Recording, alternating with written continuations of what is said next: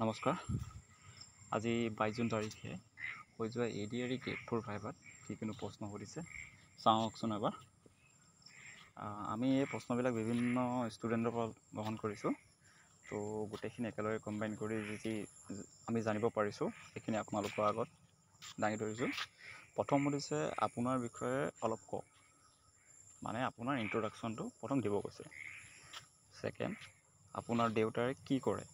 তো আপোনালোকৰ দেউতাৰে কি কৰে সেইটো আপোনালোকে এটা ভালকৈ ক'ব।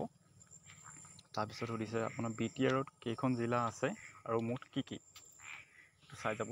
BTR কেইখন আছে, আপোনাৰ বৰাক ভেলী, ব্ৰহ্মপুত্ৰ ভেলী, টোটেল কেইখন জিলা আছে সেইবিলাকো চাই যাব, সেইবিলাকো ইম্পৰ্টেণ্ট হয়।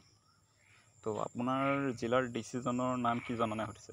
তো নিজৰ DC সকলৰ নাম, নিজৰ জিলাৰ আপোনালোকে DCবিলাকৰ নাম চাই যাব, তেওঁলোকৰ নামবিলাক আপোনালোকে চাই যোৱাটো ভাল। লগতে MLA বা আপোনালোকৰ যি কোনোবা MP আছে সেইবিলাকো চাই যাব। তো সুধা দেখা গৈছে। তো আৰু সুধিছে অসম সাহিত্য সভাৰ প্ৰথম সভাপতিজন কোন আছিলে। তো এইটো পদ্মনাথ গোহাঁই বৰুৱা। তো সেই প্ৰথম অধিৱেশনটো ক'ত হৈছিলে সেইটো এবাৰ চাই যাব। তো মুখা শিল্পৰ কাৰণে অসমৰ কোনখন সত্ৰ বিখ্যাত এইটো এটা সুধিছে, এইটো চামগুৰি সত্ৰ। তো এইটো এটা ইম্পৰ্টেণ্ট হয়। আপোনাৰ জিলাৰ বাউণ্ডেৰীটো কওক। নিজৰ আপোনালোকৰ জিলাসমূহৰ বাউণ্ডেৰীসমূহ এবাৰ চাই যাব ভালকৈ। তো আৰু সুধা দেখা গৈছে অসমত মুঠ কেইটা ৰিফাইনাৰী আছে। তো ৰিফাইনাৰী অসমত ক'বলৈ গ'লে 4টা আছে। ডিগবৈ, আপোনাৰ নুমলীগড়, এইপিনে নুনমাটি, আৰু এটা আপোনাৰ বঙাইগাঁও, 4টা ৰিফাইনাৰী। আৰু সুধিছে আপোনাৰ ইউনেস্কোৰ ফুল ফৰ্ম। ইউনেস্কোৰ full form united nation educational scientific and cultural organisation.